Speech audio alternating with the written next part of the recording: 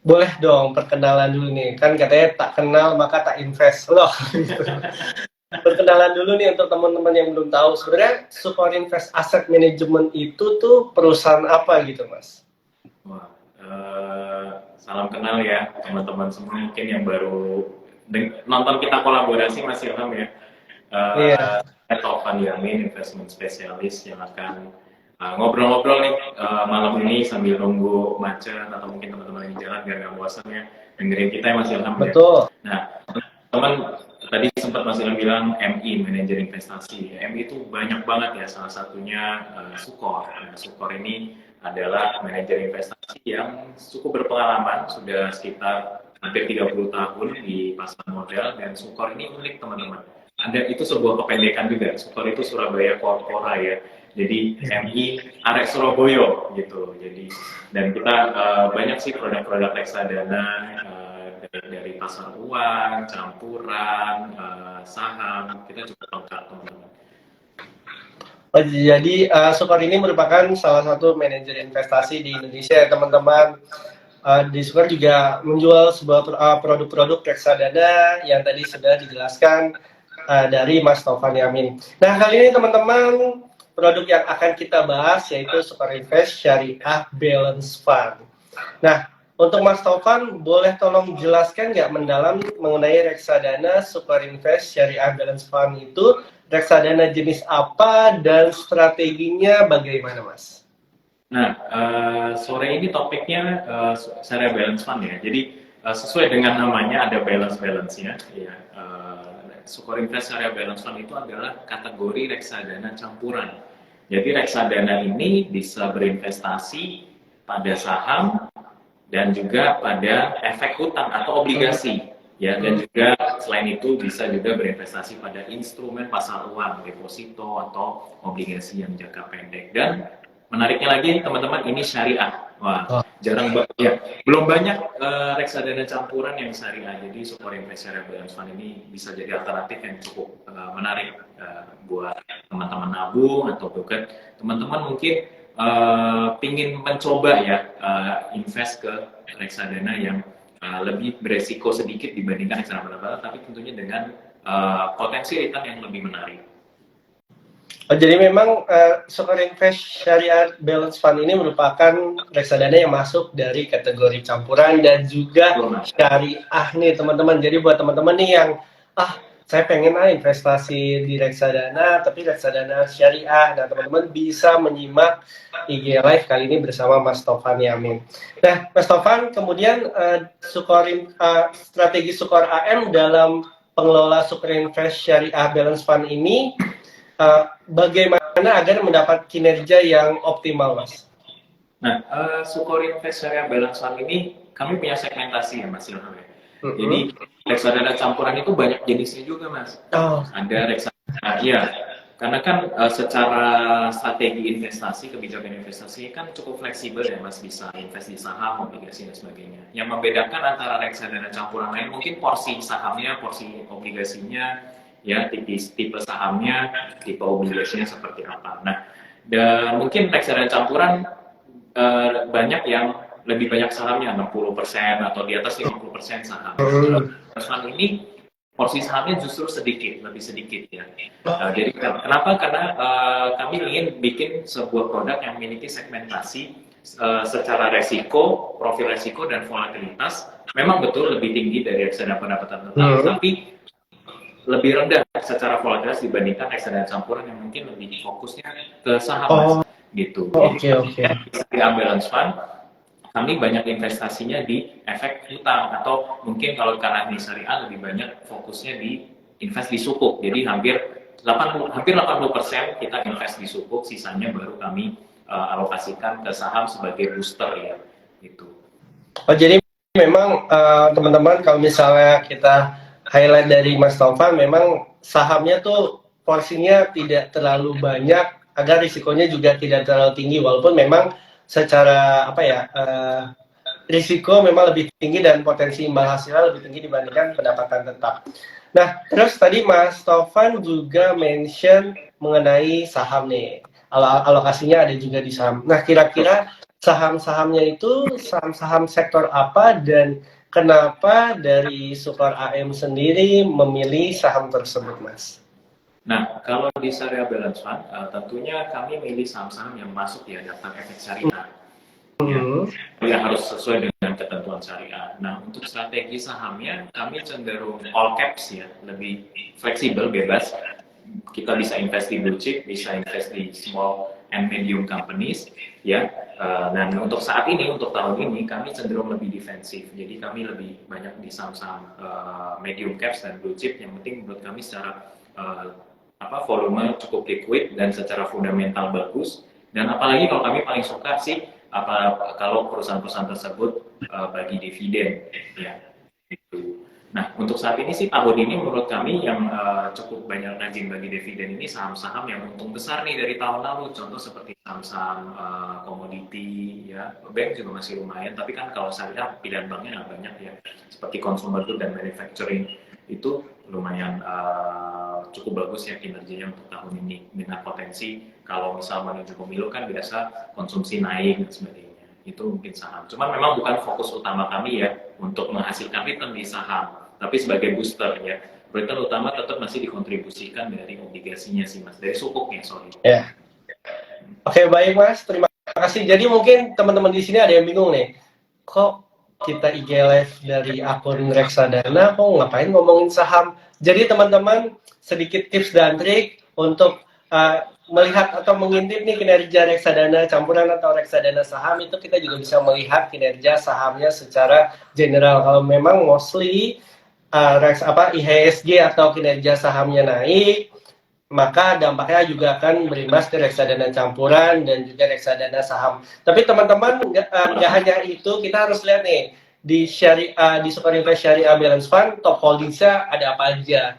Nah terus teman-teman ada yang nanya, bagaimana sih caranya melihat top holdingsnya itu? Nah teman-teman bisa lihat ada yang namanya fun fact sheet. Nah kalau misalnya di aplikasi saya kayak nih teman-teman sekarang buka aplikasinya, terus pilih produk, terus tap geser dikit ke reksadana campuran, terus pilih Sukor Invest Syariah Balance Fund, terus ke bagian informasi, terus scroll paling bawah. Nah itu ada yang namanya fun fact sheet, bisa lihat di sana kinerjanya.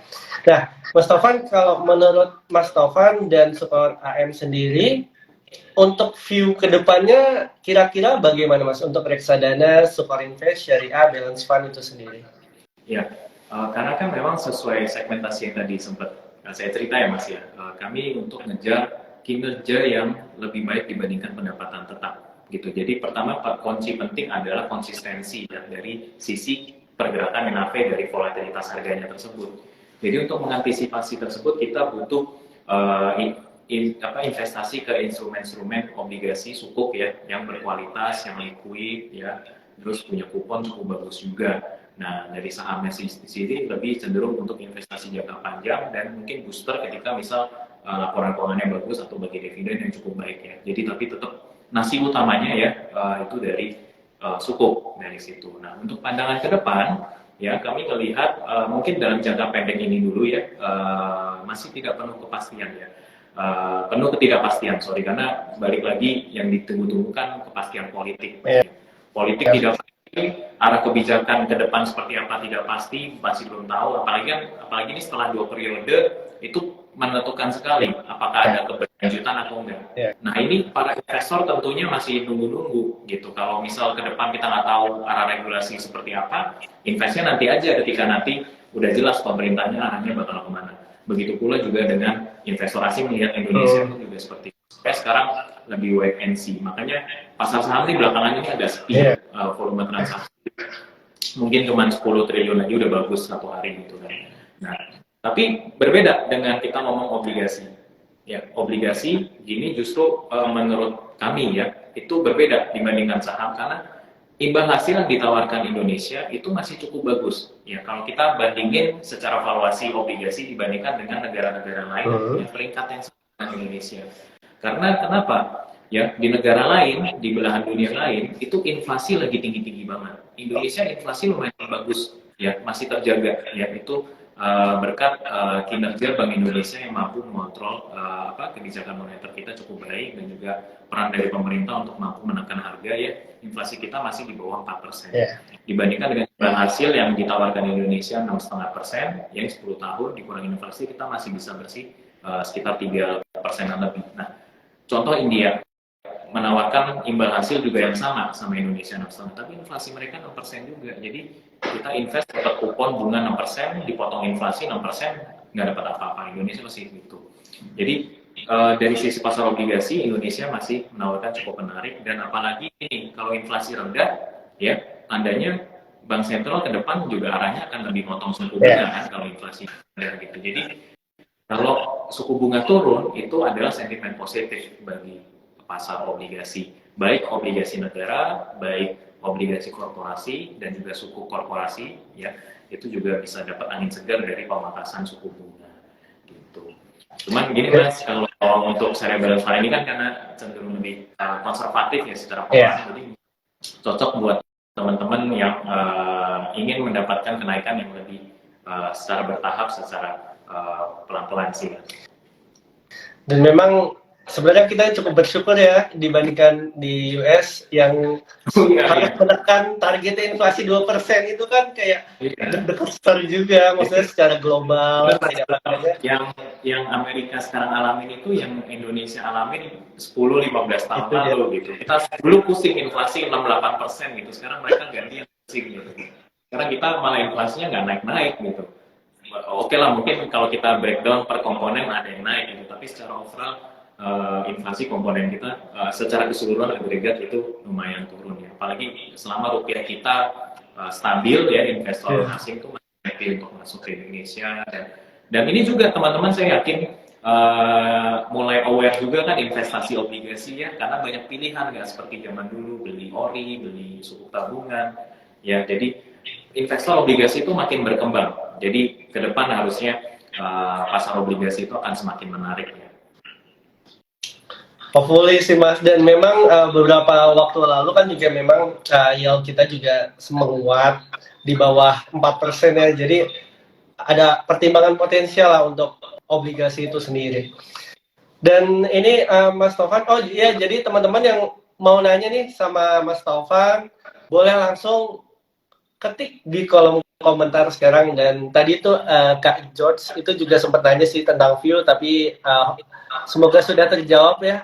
Kayak share outlook-nya untuk SBF dan SIDX 30 dong Pak. Gitu. Tadi kita sudah membahas tentang SBF. Nah, ngomongin soal syariah nih Mas, perbedaan antara super invest syariah dan yang non syariah itu seperti apa? Kemudian di syariah kan katanya ada proses cleansing juga ya. Betul. Boleh tolong jelasin nggak, maksudnya cleansing pada reksadana syariah itu seperti apa? Mungkin untuk teman-teman yang kepo juga nih, ingin mendalami reksadana. Bagus Mas, ini suatu concern yang banyak orang punya ya. Bedanya apa sih produk investasi yang konvensional non syariah dengan syariah? Nah, perbedaannya tentunya yang syariah punya batasan harus berinvestasi ke efek-efek atau saham atau obligasi atau investasi atau taruh di bank yang punya unsur syariah.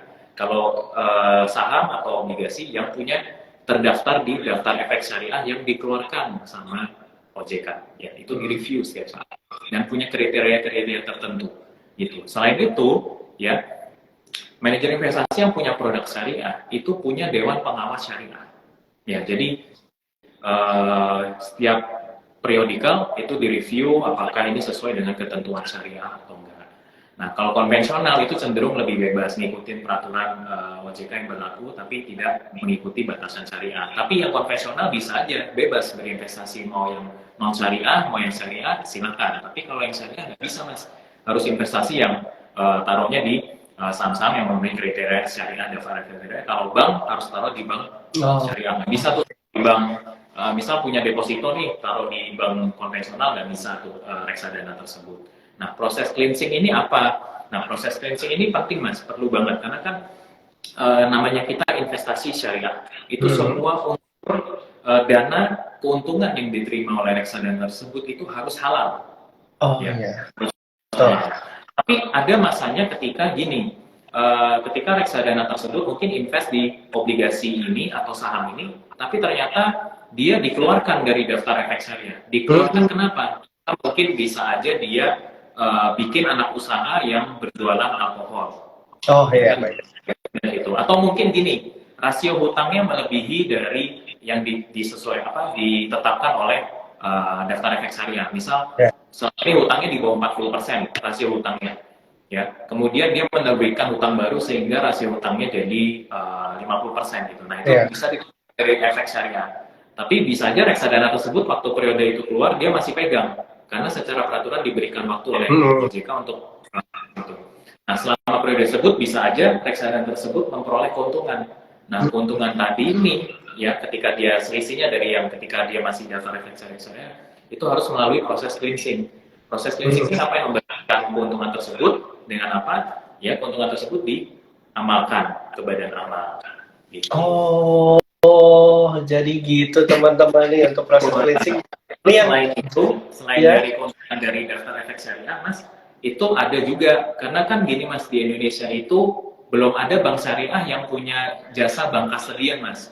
Nah, karena kan reksadana itu naruh dana di bank kastedian kan, ya. Yeah. Nah, kadang dana itu kalau mengendap ada bunganya gitu. Jadi kan pendapatan bunga itu bukan unsur halal kan Mas ya. Betul. Riba kan Mas ya. Iya. Itu yang selalu rutin kena proses cleansing. Nah, proses cleansing ini 2 tahun sekali, sekali 2 tahun, 2 kali setahun Mas. Ya setiap tengah tahun dan akhir tahun proses cleansing ini dilakukan.